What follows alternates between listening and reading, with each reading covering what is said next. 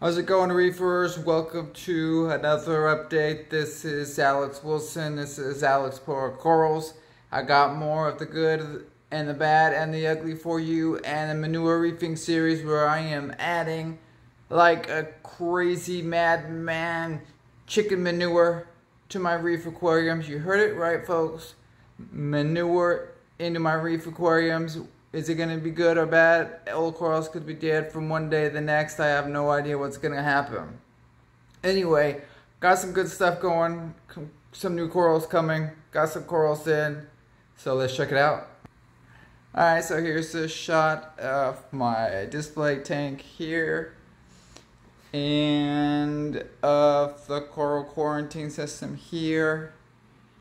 And so one of the things that I want to talk about is the fact that how I got into wanting to add manure to my reef systems, and it basically started with the idea that I had low nutrients and that I wanted to raise the nutrients, and that when I did try the small polyp corals that they would all lighten up and fade out on me, bleach out on me from lack of nutrients over the course of a good month or so. And so that's how I got onto that track. In addition to the fact that I don't want to have a lot of fish like in the main display here, for example. I'm just going with I wanted to go with the 2 yellow tanks. That didn't work out. That's why I have they were fighting there. That's why I have the one underneath it in the coral scrubber area underneath, and then this one here on top. So I was thinking, I originally started with I had 4 yellow tanks and up top, and so and that's the thing. I had a velvet, wiped them out. So that's when I just got these 2, and now I just have the 1. So the thing is that I've always had a really low nutrients on these systems, and I've always been trying to get them up. And as compared to a lot of other systems, I have a really low fish bioload, or relatively low, at least as of now, until the yellow tang matures more and grows up a little more. So that's how I started there, and then I really ran into it over here with the quarantine system, because this is where I was like, okay, I want to quarantine the corals. It's not just quarantine the corals to make sure that I don't get any coral pests in there, but I'm mainly worried about not transferring over. The ick is as a minor concern for me, but the main concern is the velvet. And so, maybe it's just me, maybe I'm just crazy, but I was like, well, if I get new stuff, rock corals or whatever, I have to assume it's on it. And I had that at least the most recent experience, as well as I've had all kinds of problems with velvet in the past. I was like, well, I want to get stuff in here, and so can I? It's like I run them through the quarantine. You have to wait in the quarantine aquarium for the full 2.5 months for velvet. Full 72 days. So that's how I got into this. Well, I can't put fish in there, because if I put fish in there, it's gonna they're gonna hold the velvet, or they're gonna hold the egg, and then even if they in theory, the velvet that you put fish in here, they should show the symptoms, and they should die of it before moving them over, but that's in theory, and depends. It could be some damsels, that are extremely hardy. Maybe they're in there, or some of the mollies, or clownfish, or what have you's in there, as that could be pretty hardy and not show symptoms, and then you transfer stuff over, and so you get, I don't know, maybe I'm crazy, but that's where I don't see anybody else having a quarantine system like this, where you have put everything, quarantining every last snail, every last shrimp and coral and clam and piece of rubble that I want to put into my main display. So here it is. I've had to be patient, get new stuff in here, go straight in here, wait the full 2.5 months, then get the green light to be able to move things over into the main display. And then meanwhile, being extremely careful not to contaminate one aquarium to the other. I've got separate cleaning everything, even though they are, you know, not separate rags, separate everything that I try to keep separate between the main display and my quarantine system here, even though they're relatively close, you know, so, you know, in theory there could be some splash or whatever, so they're probably just like about 5 or 6 feet apart. So some people have mentioned, oh, that there's been documented cases where I think it's I think it's velvet, that it can transfer through the air and everything, but I'm not convinced that that is just, if it is possible, maybe it's possible, but I'm just convinced that that's not a very common occurrence. And so, you know, if that happens, you know, like 1 in every 10,000 or 1,000 times that you're trying to do that it's not really a big issue. At least I haven't had that happen yet. And that's including having like the tank transfer method and running the tanks directly right next to each other, you know, along in it with the buckets as well. Haven't never had that problem. But it doesn't mean that others haven't and that it doesn't exist. I'm just saying that's what happened to me. And so, yep, that's how I got into the idea of, okay, well, if they're in here, how do I run a system with corals without fish? A fishless system, you know, and so typically they'll say, oh, well, you can't run any corals without any fish because the corals would turn light, pale, and pale out on you from lack of nutrients. So I was thinking, well, how can I increase the nutrients? Adding food directly, reef roids, benepets. I've been, you know, I have the liquid dosing by the Brightwell. That's worked pretty good. I have the neophos and neonitro. And so that's what I've been using. And up to, now I seem to be having a okay success, so fingers crossed on that. So keep an eye on it here, future updates to see what happens.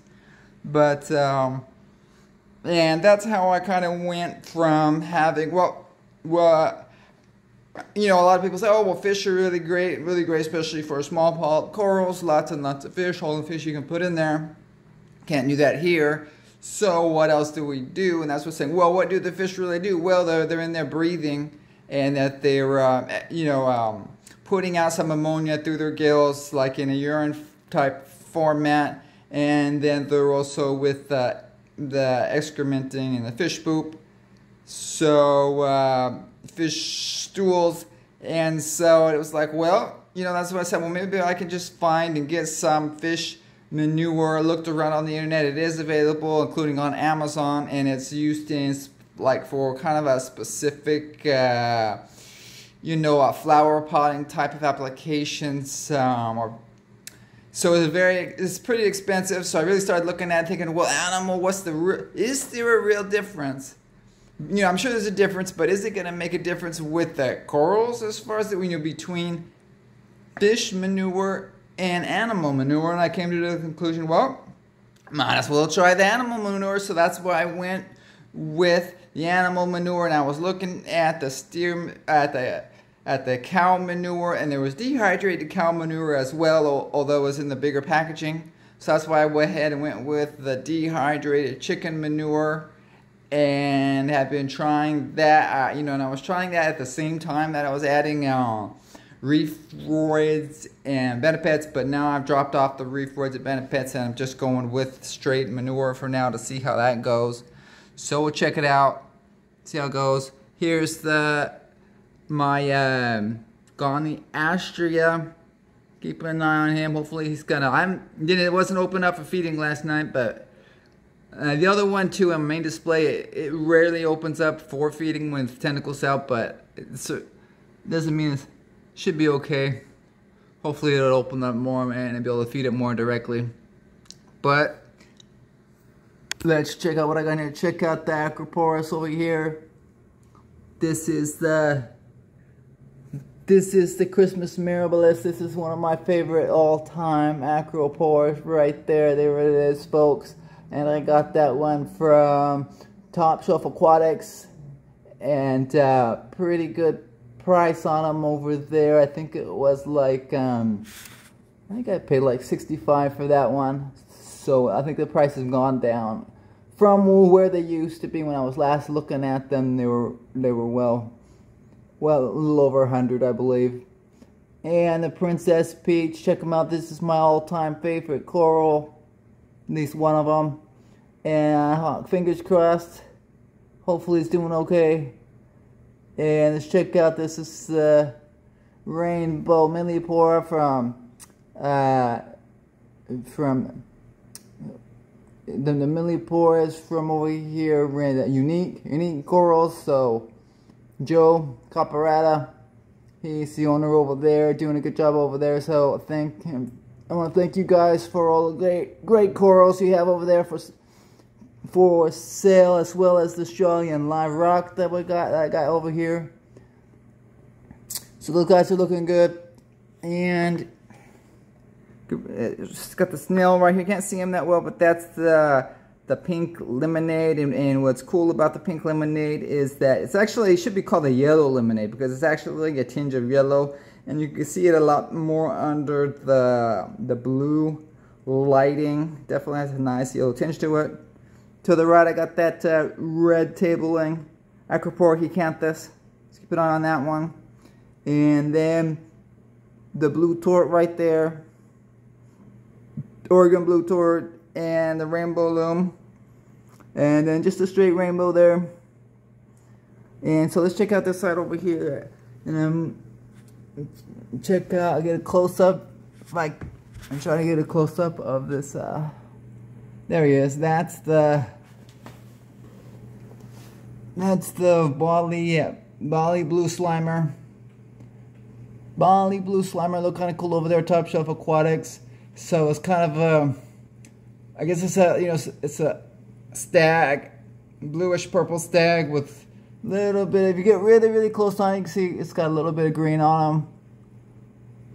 So it's pretty. I want to put them right now, or at least next to the Bali green slimer when I get that from Abe at Coral Euphoria. So put them together, have the green Bali slimer right against the blue Bali slimer. So let me see how that goes. And I've got the blueberry stylophora. It's got good pulp extension, it's looking okay.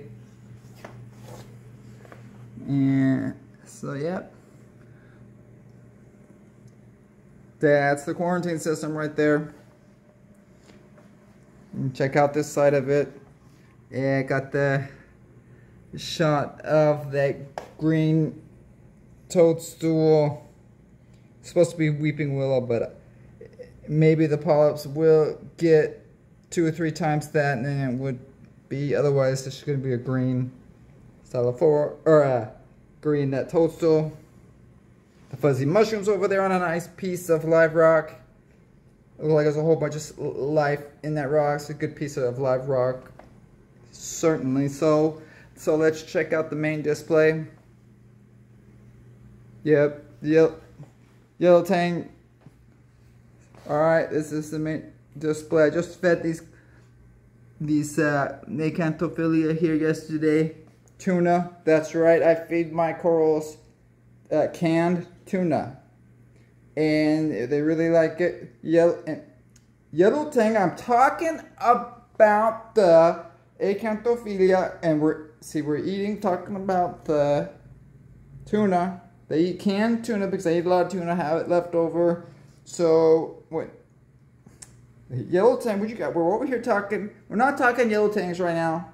We're talking Acanthophilia, and even the yellow tang eats a little bit of the tuna that gets those really small pieces to spread around there. So Acanthophilia, put it right on his mouth right there. Boom, takes in there. Did a video of that once. Come on, yellow tang, get out of the picture. We're talking about tuna. Feeding the large polyp corals, tuna. And we got the bubble corals there. They're loving the tuna as well. And the heliofungia, I'm not sure if he ate his last night, but might have to give him some more. Anyway, here's a shot of this main display aquarium today. So let's check it out this side. And let's check out the Elegance coral. Definitely has some blunted up tentacles on there, so hopefully it'll come back. And got these guys there, Duncan and Kryptonite, doing okay. Mushrooms. Alright guys, that's it. Look for the next update. I got new corals coming, a whole bunch of good surprises hopefully. And happy reefing. See you next time. Bye.